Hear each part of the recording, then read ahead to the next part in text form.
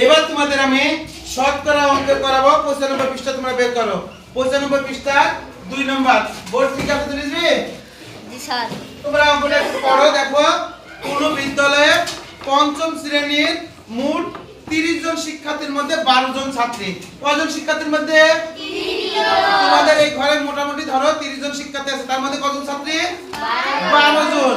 মোট শিক্ষার্থী শতকরা কতজন ছাত্রী? আমরা ঐকিক নিয়মের মতন যেটা চাইবে, যে সমস্যাটা বের করতে হবে, সেটা সবসময় ডাইন সাইডে দেব, মনে থাকবে? তাহলে 30 জনের মধ্যে ছাত্রী কয়জন? 12 জন। আমরা লিখবো 30 জনের মধ্যে ছাত্রী কয়জন? 30 জন।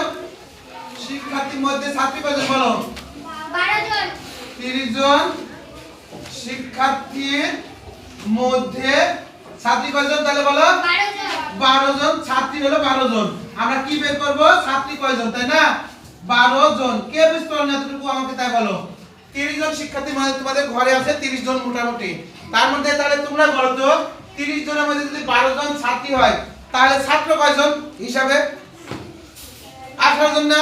তোমরা ছাত্র ছাত্রী 30 জন, তার মধ্যে 12 জন ছাত্রী, তাহলে ছাত্র কয়জন? 18 জন না?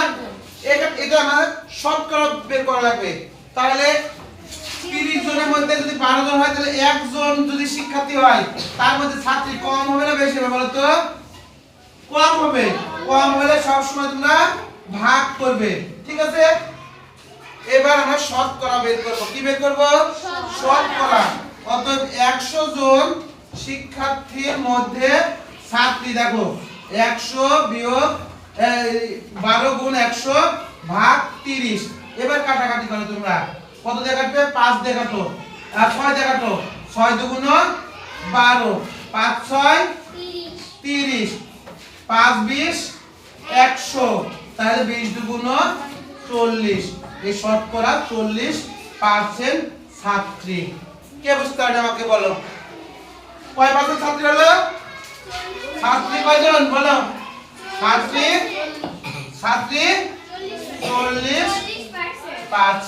এই হলো আমাদের এই 30 জন শিক্ষার্থীর মধ্যে, ঠিক আছে? সবাইকে অনেক অনেক ধন্যবাদ। তোমরা ভালো থাকো, সুস্থ থাকো।